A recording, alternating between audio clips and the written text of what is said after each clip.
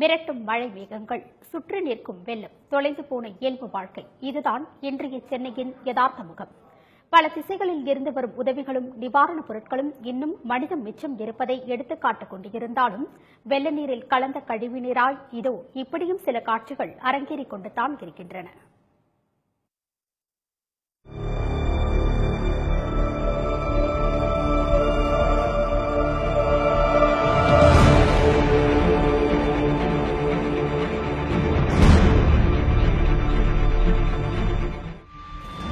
சென்னைக்கு பல நூறு கிலோமீட்டர் தொலைவில் பெங்களூரில் இருந்து மனிதாபிமானத்தையும் மளிகை பொருட்களையும் எடுத்துக்கொண்டு ஒரு லாரி மற்றும் 2 கார்களில் புறப்பட்ட இளைஞர்கள் சென்னை அண்ணாநகர் கிழக்கு பகுதியில் வெள்ளத்தில் தவித்துக் கொண்டிருந்த மக்களுக்கு உதவ முடிவு செய்தனர்.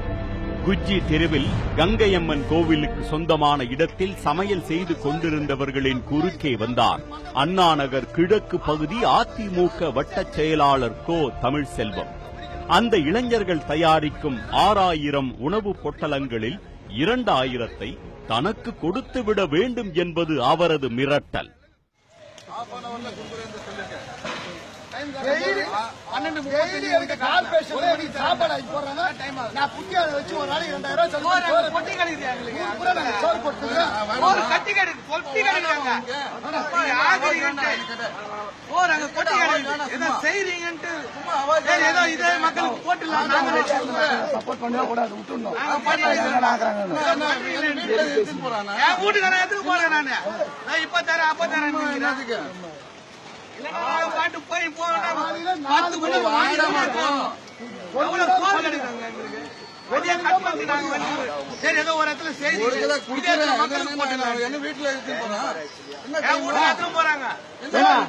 நீ எது சம்பந்தம் போற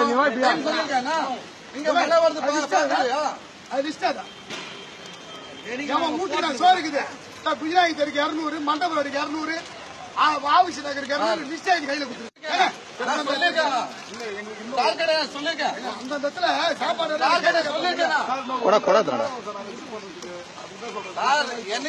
என்ன வீட்டுக்கு இருந்து போலுக்கு வரதில்லைங்க 400 கிலோமீட்டர் நீங்க வந்து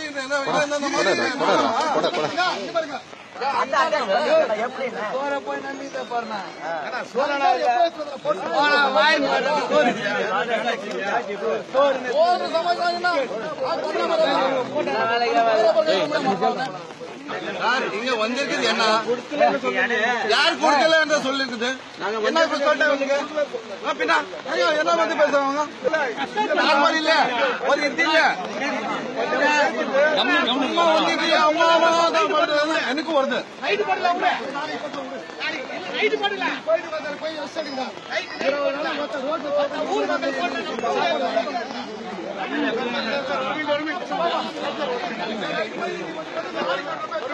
ஐயோ தப்பு சார்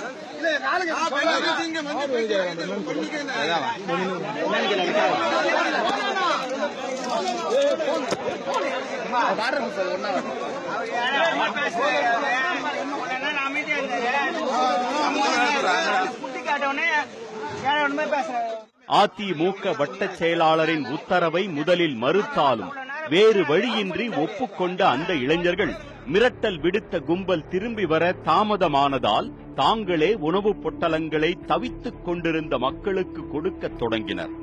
தகவலை அறிந்த அதிமுக வட்டச் செயலாளர் தமிழ்செல்வத்தின் கூட்டத்துக்கு வந்ததே ஆவேசம். தங்களுக்கு கிடைக்க வேண்டிய பெயரை வேறு யாரோ பெறுவதா என்று கொதித்து போயினர். விளைவு, பெங்களூரில் இருந்து உணவு கொடுத்து உதவுவதற்காக ஓடி வந்தவர்களுக்கு கிடைத்தது அடி உதை.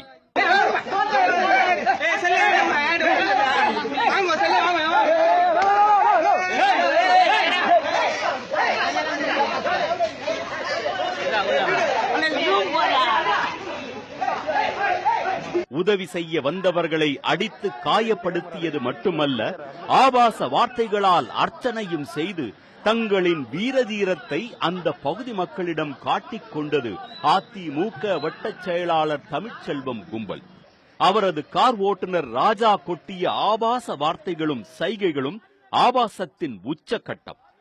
கொட்டிய மழையில் சுற்றி நிற்கும் மழை வெள்ளத்தில் உடலையும் உடைமைகளையும் இழந்து அவற்றை மீட்க முடியாமல் தவித்துக் கொண்டிருந்தாலும் தங்களை சுற்றி நடக்கும் அத்தனையையும் மனதில் தகிக்கும் சூட்டுடன் மௌனமாக கவனித்துக் கொண்டுதான் இருக்கிறார்கள் சென்னை மக்கள்.